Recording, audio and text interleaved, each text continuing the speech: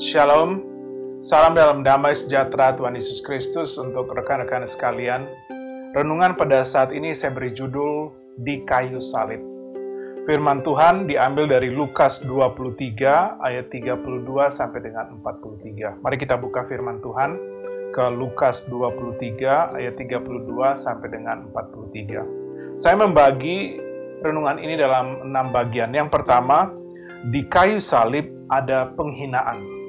Ada penghinaan dari pemimpin. Kita lihat di ayat 35 berupa ejekan. Orang banyak berdiri di situ dan melihat semuanya. Pemimpin-pemimpin mengejek dia. Katanya orang lain ia selamatkan. Biarlah sekarang ia menyelamatkan dirinya sendiri. Jika ia adalah Mesias, orang yang dipilih Allah.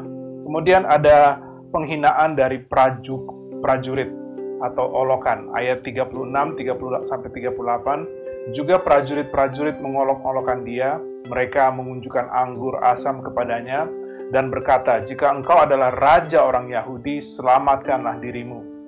Ada juga tulisan di atas kepalanya, inilah raja orang Yahudi.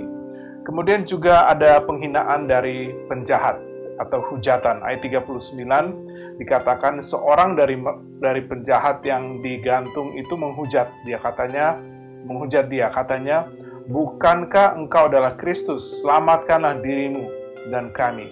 Ayat ini hanya menunjukkan satu penjahat yang menghujat. Tetapi di firman Tuhan bagian yang lain, Matius 27 ayat 41 sampai dengan 43, kedua-duanya mengejek Tuhan. Dikatakan Matius 27, 41 sampai dengan 44, demikian juga imam kepala bersama-sama ahli Taurat dan tua-tua mengolok-olokkan dia dan mereka berkata, orang lain ia selamatkan tetapi dirinya sendiri tidak dapat ia selamatkan. Ia Raja Israel, baiklah ia turun dari salib itu dan kami akan percaya kepadanya. Ia menaruh harapannya kepada Allah, baiklah Allah menyelamatkan dia. Jikalau Allah berkenan kepadanya karena ia telah berkata, aku adalah anak Allah, bahkan penyamun-penyamun yang disalibkan bersama-sama dengan dia mencelanya demikian juga. Bahkan penyamun-penyamun yang disalibkan bersama-sama dengan dia mencelanya demikian juga. Berarti kedua-duanya pada awalnya mencela Tuhan Yesus. Kemudian yang nomor 2, di kayu salib ada pertobatan. Ada 3 salib.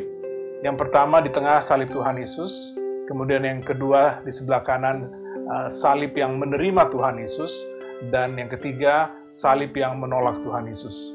Ada pertobatan, kita dapat melihat ada perubahan. Dia berbalik arah dari arah yang salah kembali ke arah yang benar. Ada pertobatan dalam hati penjahat yang satu. Penjahat ini menjadi orang percaya. Dan dari menghina, ia menegur. Kita dapat melihat ayat 39-40 dikatakan seorang dari penjahat yang digantung itu menghujat dia, katanya, bukankah engkau adalah Kristus? Selamatkanlah dirimu dan kami.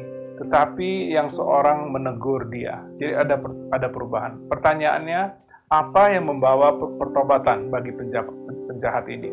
Nomor 3, di kayu salib ada pemberitaan. Roma 10 ayat 17 mengatakan, jadi iman timbul dari pendengaran dan pendengaran oleh firman Kristus. Apa yang Tuhan Yesus katakan di kayu salib? Kalimat pertama dari Tuhan Yesus dari 7 kalimat ayat 34 mengatakan, ya Bapa, ampunilah mereka, sebab mereka tidak tahu apa yang mereka perbuat. Kemudian di kayu salib pun nomor 4 ada pelayanan. Ingat prinsip ini, kita diselamatkan untuk melayani. Kalau Tuhan Yesus sudah mati bagi kita, maka kita harus hidup bagi Dia dalam pelayanan.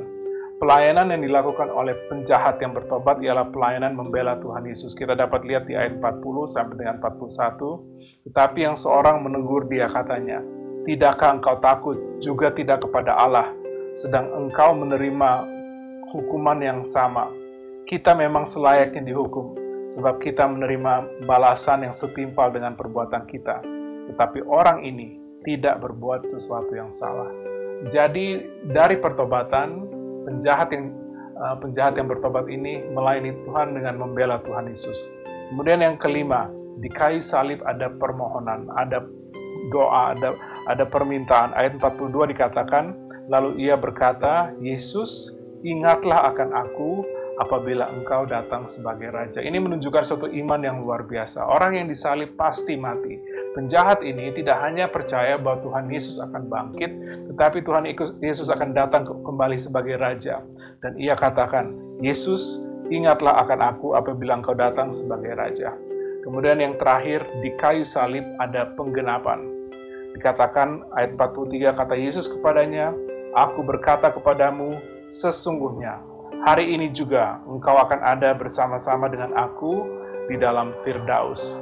Jadi dari perenungan ini kita pelajari, di kayu salib ada penghinaan, ada pertobatan, ada pemberitaan, ada pelayanan, ada permohonan, dan ada penggenapan.